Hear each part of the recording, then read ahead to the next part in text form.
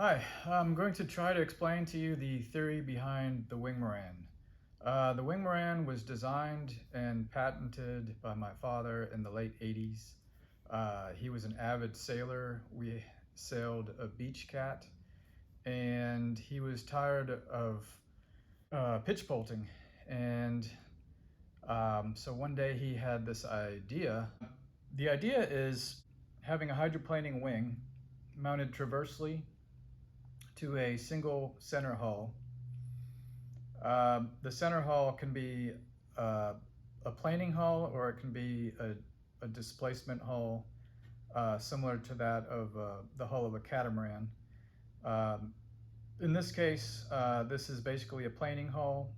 It's about half as wide as a typical planing hull, and the wing is mounted transversely, and it's okay. So here is the center of lateral resistance is at the center board, and the center of the sail is directly above that, and the center of effort it doesn't go straight this way, and it doesn't go that way. It goes at a diagonal, and the diagonal line goes from here. See, I've drawn it from here through the center of the sail to the wingtip. So all these things are in alignment. The center board, the dagger board, where the sailor would be sitting, the center, or the center of lift of the sail, and the center of lift of the wingtip. So the other thing about the wing is it's mounted above the water line. So the wing basically is dynamic. So all the lift is dynamic. It doesn't really create a lot of lift at low speeds. The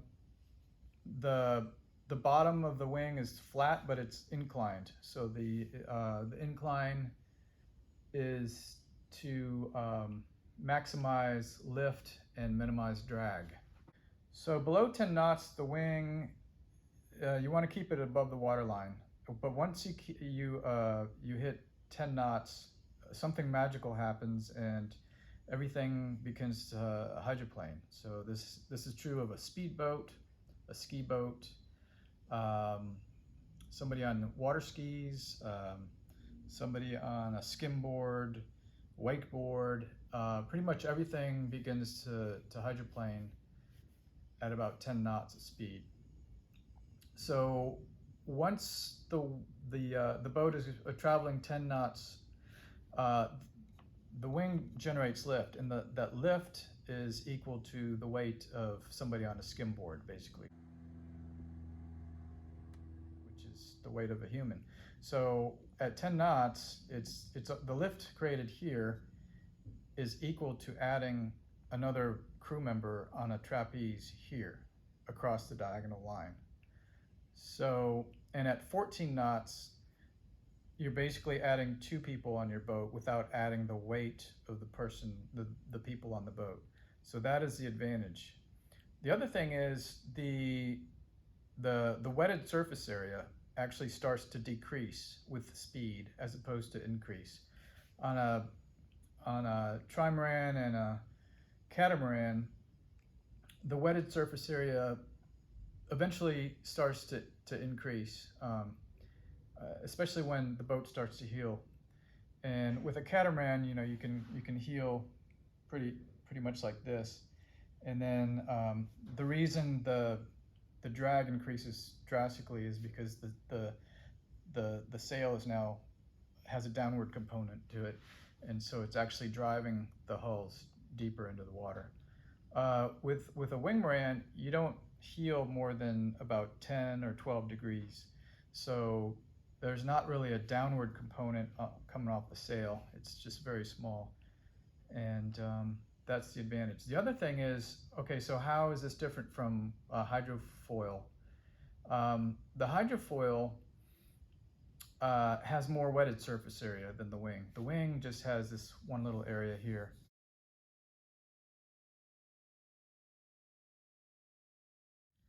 Of wetted surface area, and if you do hit a big wave, then you will get water coming across the top of the wing.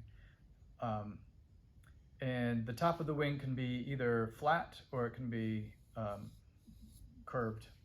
In this case, it's curved.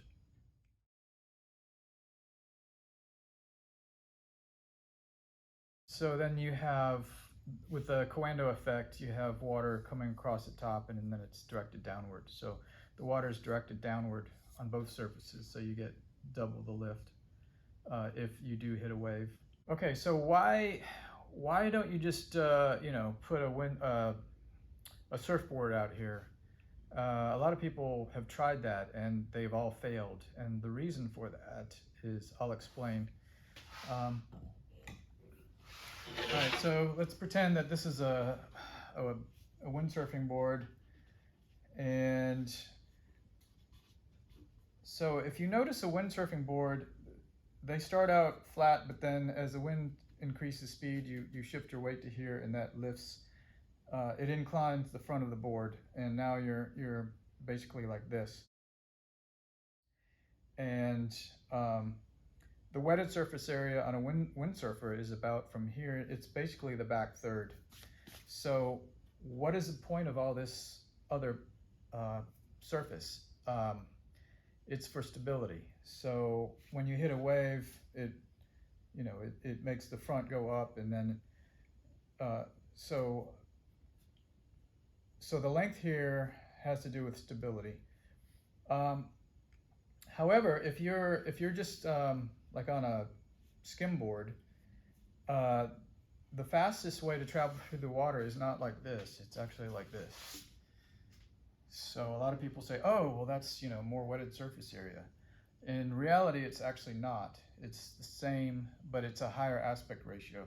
So if you're traveling through the water like this, your angle has to be steeper, and to get the same amount of lift. If you're traveling this way, the angle does not have to be as drastic, and you have more lift with less drag, because the angle of deflection of the water is different. It's just, so that's why the hydroplaning surface is not mounted this way, but it's mounted this way. And the other reason you can't just have a flat outrigger on a trimaran is because if you don't have an incline, you don't have any lift. You don't have any dynamic lift. Like if there's any surface area that's flat, flat equals drag. It's just drag. It's no lift. Because if you're not deflecting water down, you're not creating upward lift.